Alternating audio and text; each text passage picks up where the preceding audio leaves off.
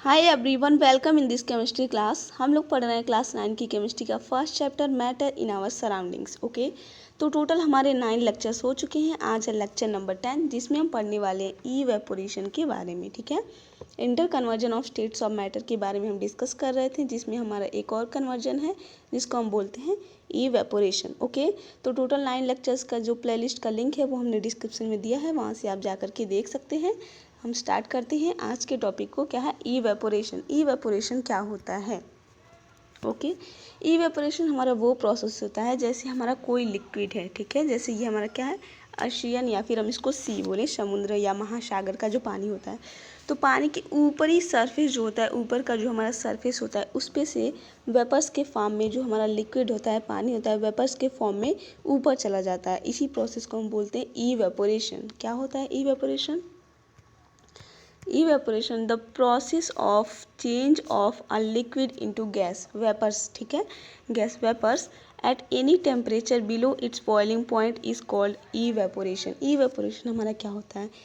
एक लिक्विड, जब हमारा एक लिक्विड चेंज हो जाता है गैस में, ठीक है, वेपर्स में चेंज हो जाता है किसी भी टेम्परेचर पे। ये नहीं कि अगर हमें वाटर को अगर वेपर्स में कन्वर्ट करना होता है तो हम उसको बॉयल करते हैं, बॉइलिंग पॉइंट उसको 100 डिग्री सेल्सियस देते हैं। बट इवेपोरेशन के लिए हमें कोई भी टेम्परेचर देने की ज़रूरत नहीं है, किसी भी टेम्परेचर पे इवेपोरेशन हो सकता है। ये नहीं कि हम वाटर का बॉइलिंग पॉइंट 100 डिग्री सेल्सियस है तो 100 डिग्री सेल्सियस देंगे तभी हमारा जो लिक्विड है वो वेपर्स में कन्वर्ट होंगे। इवेपोरेशन में ऐसा कुछ भी नहीं है। ठीक है, तो इवेपोरेशन हमारा क्या कौन सा प्रोसेस होता है जिसमें हमारा एक लिक्विड क्या होता है वेपर्स में चेंज हो जाता है किसी भी टेम्परेचर पे। उस प्रोसेस को हम बोलते हैं इवेपोरेशन। इसका मेन जो सोर्स होता है वो हमारा हीट होता है, सनलाइट होता है। ठीक है, जैसे एग्जांपल्स हम देखें, ड्राइंग वेट क्लॉथ्स, जैसे हमारे गीले कपड़े का सूखना, धूप में रहता है सूखता है, hair in the sun, ironing of cloth, कपड़े को प्रेस करते हैं तो क्या होता है उसमें से वेपर्स निकलते हैं, वे इवेपोरेशन होता है। चलिए हम इसको आगे अच्छे से समझते हैं एग्जाम्पल्स के साथ। तो जैसे यहाँ पे हमने एग्जाम्पल लिया है समुद्र का। ठीक है, ये हमारा समुद्र है, इसमें हमारा क्या है पानी है, वाटर है। तो इसका ऊपरी जो सरफेस है, ऊपर का जो सरफेस है, ठीक है, तो हमने जब स्टेट्स ऑफ मैटर के बारे में हम डिस्कस कर रहे थे तो उसमें पार्टिकल के बारे में हमने डिस्कस किया था कि कैसे पार्टिकल अरेंज रहते हैं। तो लिक्विड के अंदर जो पार्टिकल्स होते हैं वो हमारे कंटिन्यूसली मूव करते रहते हैं, उनके बीच में स्पेस होता है थोड़ा सा, तो मूव करते रहते हैं। सॉलिड के अंदर के जो पार्टिकल होते हैं वो केवल वाइब्रेट करते हैं, बट जो लिक्विड के अंदर पार्टिकल होते हैं वो कंटिन्यूसली मूव करते रहते हैं। तो होता क्या है इवेपोरेशन के प्रोसेस में, जो पार्टिकल्स हमारे इसके अंदर होते हैं वाटर में, छोटे छोटे पार्टिकल्स, वो मूव करते हैं तो आपस में कोलाइड करते हैं। ठीक है, तो कुछ पार्टिकल्स की एनर्जी ज़्यादा होती है, कुछ पार्टिकल्स की काइनेटिक एनर्जी कम होती है। काइनेटिक एनर्जी क्या होता है? मूवमेंट होता है। ठीक है, जितना ज़्यादा काइनेटिक एनर्जी होगी मूवमेंट उतना ही ज़्यादा होगा। तो ये पार्टिकल्स आपस में कोलाइड करते रहते हैं, जिसकी एनर्जी ज़्यादा होती है वो हमारा क्या होता है वेपर्स के फॉर्म में हमारा चला जाता है ऊपर। ठीक है, तो इसी प्रोसेस को हम क्या बोलते हैं इवेपोराइजेशन। तो देखिए जैसे ये हमारे पार्टिकल्स हैं, ठीक है, आपस में कोलाइड करते हैं, कंटिन्यूसली मूव करते रहते हैं। ऊपरी सरफेस का हम बात कर रहे हैं, नीचे के सरफेस का नहीं। तो क्या होगा, जैसे ये हमारा पार्टिकल्स है, इसकी एनर्जी हाई है। ओके, अंडरस्टैंड, ये पार्टिकल्स है, इसकी एनर्जी हाई है, इसकी एनर्जी लो है। जब ये आपस में कोलाइड करेंगे, टकराएंगे, तो इसकी एनर्जी और ज़्यादा हो जाएगी। ठीक है, तो ये क्या चला हमारा चला जाएगा ऊपर वेपर के फॉर्म में, और इसकी एनर्जी क्या हो जाएगी, जो नीचे के पार्टिकल्स होंगे उनकी एनर्जी कम हो जाएगी। ऊपर के पार्टिकल्स की एनर्जी ज़्यादा हो जाएगी तो वो वेपर्स के फॉर्म में चले जाएंगे, एंड जो नीचे के पार्टिकल्स हैं उनकी एनर्जी कम हो जाएगी। ठीक है, तो इसीलिए जो हमारा इवेपोरेशन का प्रोसेस होता है वो कूलिंग कॉज करता है। ठीक है, जो टेम्परेचर रहता है वो तो चला जाता है उसके साथ, पार्टिकल्स के साथ, तो और जो हमारा बचता है नीचे का जो सरफेस बचता है वो क्या हो जाता है हमारा कूल हो जाता है, ठंडा हो जाता है। इसलिए हम बोलते हैं कि जो इवेपोरेशन का प्रोसेस होता है वो कूलिंग कॉज करता है, उससे कूलिंग होता है। ठीक है, इवेपोरेशन का प्रोसेस आपको समझ में आ गया। ऊपरी सरफेस से हमारे जो वाटर होता है वो क्या वेपर्स के फॉर्म में कन्वर्ट हो जाता है। इसी प्रोसेस को हम बोलते हैं इवेपोरेशन। यहाँ पे हम 100 डिग्री सेल्सियस नहीं देंगे बॉयल होने के लिए, जबकि वाटर को हम बॉयल करते हैं तब वो गैसीय स्टेट में जाता है, और वो भी पूरा 100 डिग्री सेल्सियस टेम्परेचर देते हैं तब। जबकि इवेपोरेशन में ऐसा नहीं होता, ये हमारा एक सरफेस फिनोमिनॉन है, केवल सरफेस के होता है, ऊपरी सरफेस पे। ठीक है, किसी भी लिक्विड के ऊपरी सरफेस पे होता है हमारा क्या इवेपोरेशन। तो अब हम इवेपोरेशन के कुछ एग्जांपल्स देखते हैं जो हमारे डेली लाइफ से रिलेट होते हैं, ठीक है। जैसे हम कपड़े सुखाते हैं धूप में, ठीक है, आपने सब लोग सुखाए होंगे, कोई ऐसा नहीं होगा जो कपड़े ना सूखते हुए देखा होगा ना सुखाया होगा, ठीक है। तो इसमें भी हमारा क्या होता है, इवेपोरेशन का प्रोसेस होता है। जब हम कपड़ों को धूप में टांगते हैं, ले जा करके रखते हैं सूखने के लिए, तो क्या होता है, इसके सरफेस के जो हमारे वाटर के जो पार्टिकल्स होते हैं पानी के, वो सब क्या होते हैं, वेपर्स के फॉर्म में कन्वर्ट हो जाता है। जितना तेज धूप रहता है उतनी तेज़ी से हमारे कपड़े सूखते हैं, आपने नोटिस किया होगा। तो यहाँ पे भी कौन सा प्रोसेस होता है, इवेपोरेशन का। जैसे हमारे बाल होते हैं, ठीक है, गीले बाल हमारे सूखते हैं तो उसमें भी कौन सा प्रोसेस होता है, इवेपोरेशन का। जैसे फर्श पे, ठीक है, फर्श में हमने मोपिंग किया, पोछा लगा करके हम छोड़ देते हैं, ठीक है। जैसे हमारा फर्श था उस पर हमने पोछा लगा कर छोड़ दिया, तो गीला तो रहता नहीं है 24 घंटे तक, वो क्या होता है, धीरे धीरे सूख जाता है। उसके ऊपर जो उसके सरफेस पे जो हमारे वाटर के पार्टिकल्स होते हैं वो क्या हो जाते हैं, इवेपोरेट हो जाते हैं, तो वो हमारा सूख जाता है। और जैसे ही सूखता है क्या हो जाता है, ठंडा हो जाता है ये, ठीक है।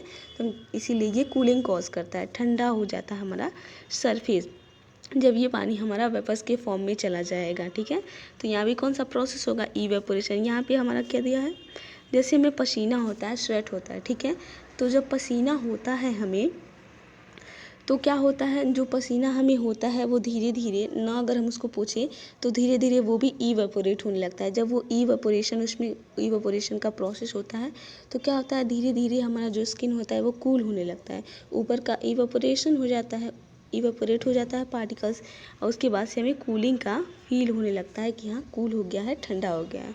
तो यहाँ पे भी हमारा इवेपोरेशन का प्रोसेस होता है। जैसे हमारा चाय, गरम गरम चाय हम रखे रहते हैं तो उसमें भी जब इवेपोरेशन का प्रोसेस होता है तो वो भी क्या होने लगता है, ठंडा होने लगता है हमारा चाय, ठीक है। देखिए इवेपोरेशन का प्रोसेस होता है, ठीक है। तो इवेपोरेशन आपको समझ में आ गया होगा। क्या होता है, जो लिक्विड हमारा होता है वेपर्स में कन्वर्ट हो जाता है किसी भी टेम्परेचर पे, उसी प्रोसेस को हम बोलते हैं इवेपोरेशन। और ये थे हमारे कुछ डेली लाइफ के एग्जाम्पल्स जिसको आप रिलेट कर सकते हैं इवेपोरेशन से। तो हमने कौन कौन से एग्जाम्पल्स लिए थे, जैसे हमारा फर्स्ट एग्जाम्पल क्या था, हॉट टी गेटिंग कोल्ड। जैसे हमारा गरम गरम चाय है तो उसमें इवेपोरेशन का प्रोसेस होता है, ऊपर के सरफेस से हमारे जो लिक्विड होता है वो इवेपोरेट होने लगता है, वेपर्स में कन्वर्ट होने लगता है, तो वो कूलिंग कॉज करता है, तो चाय हमारी धीरे धीरे ठंडा होने लगती है, ठीक है। नेक्स्ट हमारा क्या है, wet clothes drying in the sun. धूप में हम कपड़े सुखाते हैं तो वो भी कौन से प्रोसेस के थ्रू होता है, इवेपोरेशन के प्रोसेस के थ्रू हमारे कपड़े जो होते हैं सूखते हैं धूप में। Evaporation of perspiration sweat from the body, पसीने का सूखना, वो भी हमारा क्या होता है, इवेपोरेशन का प्रोसेस होता है। नेक्स्ट हमारा क्या है, drying of a moped floor, जिस फ्लोर पे जो हमारा फर्श होता है उस पर हम पोछा लगाते हैं तो भी धीरे धीरे क्या होता है, सूख जाता है, जो पानी हम सरफेस पे उसके रहता है तो वो भी इवेपोरेशन के प्रोसेस से होता है। ड्राइंग ऑफ वेट हेयर, गीले बालों का सूखना, वो भी कौन से प्रोसेस से होता है, इवेपोरेशन के प्रोसेस से होता है। अब हम पढ़ते हैं फैक्टर्स अफेक्टिंग इवेपोरेशन। कौन कौन से फैक्टर्स हैं जो हमारे इवेपोरेशन को क्या करते हैं, अफेक्ट करते हैं, ओके। तो देखिए पहला फैक्टर हमारा यहाँ पे क्या है, टेम्परेचर हमने लिया है। इसको हम कैसे समझ सकते हैं, जैसे हम कपड़े सुखाते हैं तो जितना तेज़ धूप रहता है कपड़े उतने तेज़ी से सूखते हैं, धूप कम रहता है तो कपड़े उतनी जल्दी नहीं सूखते हैं। तो इसे आप रिलेट कर सकते हैं। कपड़े कैसे सूखते हैं, उसका जो पानी होता है हमारे कपड़े गीला रहता है तो इवेपोरेशन के थ्रू क्या होते हैं, जो पानी होता है वेपर्स बन के ऊपर चला जाता है तो कपड़े हमारे सूख जाते हैं। तो जितना ज़्यादा धूप रहता है, जितना ज़्यादा टेम्परेचर होता है उतनी ही जल्दी कपड़े सूखते हैं। तो क्या हो जाएगा, इसके डायरेक्टली प्रोपोर्शनल हो जाएगा। On increasing the temperature the rate of evaporation also increase, जितना ज़्यादा टेम्परेचर इंक्रीज होगा इवेपोरेशन का प्रोसेस भी उतना ही ज़्यादा इंक्रीज हो जाएगा, ओके। विंड स्पीड, सेकंड हमारा क्या है, हवा, ठीक है, कितना तेज़ से हवा चलेगा, ये भी हमारा टेम्परेचर के जैसे ही हम इसको समझ सकते हैं। कपड़े का एग्जांपल लेते हैं, जैसे अगर हवा बहुत धीरे धीरे, हवा नहीं चल रहा है समझ लीजिए, अगर हम कपड़े सुखाने के लिए रखें तो उतनी तेज़ी से नहीं सूखेगा जितनी तेज़ी से अगर हवा चल रहा है उसमें हम कपड़े सुखाएं तो, ठीक है। अगर हवा तेज़ी से चल रहा है उसमें हम कपड़े सुखाएंगे तो हमारे कपड़े जल्दी सूख जाएंगे, उसमें इवेपोरेशन का प्रोसेस ज़्यादा तेज़ी से होगा, तो ये भी हमारा क्या होगा, उसके डायरेक्टली प्रोपोर्शनल होगा। Wind speed and rate of evaporation are directly proportional to each other, जितना ज़्यादा विंड स्पीड होगा, ठीक है, इवेपोरेशन का प्रोसेस भी उतना ही ज़्यादा होगा। थर्ड हमारा क्या है, सरफेस एरिया। सरफेस एरिया को भी हम अच्छे से समझ सकते हैं। जैसे देखिए हमने एक ग्लास में हमने पानी को रखा है, ठीक है, तो बस ऊपरी सरफेस हमारा इवेपोरेट होगा। एक गिलास पानी रखे हैं हम, ग्लास में, ठीक है, उसी एक गिलास पानी को हम किसी सरफेस पे अगर गिरा दे, फेंक देते हैं, ठीक है, तो कौन सा पानी जल्दी हमारा इवेपोरेट होगा, तो सरफेस का होगा, ठीक है। जो हम फ्लोर पे पानी गिराए हैं, ठीक है, वो हमारा जल्दी से इवेपोरेट होके सूख जाएगा एज़ कम्पेयर टू ग्लास का पानी। ग्लास के पानी में ऊपर ही सरफेस का केवल पानी हमारा इवेपोरेट होगा और सारा बचा रह जाएगा, और जो सरफेस पे जो हम फ्लोर पे जो पानी हम फैलाए हैं वो जल्दी से सूख जाएगा। तो सरफेस एरिया जितना ज़्यादा होगा, इवेपोरेशन भी उतना ही ज़्यादा होगा, ठीक है। As the surface area increases the rate of evaporation also increases. इसको आप अच्छे से समझ गए होंगे, जितना ज़्यादा सरफेस एरिया होगा, इवेपोरेशन का प्रोसेस उतना ही ज़्यादा होगा। ओके, नेक्स्ट हमारा क्या है, तो ह्यूमिडिटी को हम कैसे समझ सकते हैं। जैसे देखिए, ह्यूमिड हमारा बोलते हैं कि एयर बहुत ह्यूमिड है, उमस होती है, ठीक है, उमस जैसे हम बोलते हैं, उसमें हमारा होता क्या है, जो हमारे वेपर्स होते हैं, जैसे हम इसमें क्या होता है, इवेपोरेशन का प्रोसेस होता है, तो हमारा जो लिक्विड होता है वेपर्स में कन्वर्ट होकर के इन्वायरमेंट में एयर में चला जाता है। और जब हमारा एयर ह्यूमिड होता है, ह्यूमिडिटी होता है, तो उसमें पहले से ही हमारे जो वेपर्स होते हैं, लिक्विड से जो वेपर्स हमारे होते हैं ऑलरेडी उसमें प्रेजेंट होते हैं, ठीक है। तो इस वजह से हमारा इवेपोरेशन का प्रोसेस अच्छे से नहीं हो पाता। जितनी ज़्यादा ह्यूमिडिटी होती है, मतलब उतने ही ज़्यादा एयर में वेपर्स के पार्टिकल्स प्रेजेंट होंगे, तो हमारा उतना ही कम इवेपोरेशन का प्रोसेस होगा, ठीक है। Humidity and rate of evaporation are inverse relation to each other. As the humidity decreases, the rate of evaporation increases. देखिए, जब पहले से ही हमारे एयर में वाटर के पार्टिकल्स प्रेजेंस हैं, तो कहाँ जाएंगे हमारे बाकी के पार्टिकल्स, ठीक है। तो इसीलिए जब हमारा ह्यूमिडिटी ज़्यादा होता है तो रेट ऑफ इवेपोरेशन कम होता है, जब रेट ऑफ इवेपोरेशन ज़्यादा होगा तो ह्यूमिडिटी कम होगा, ठीक है।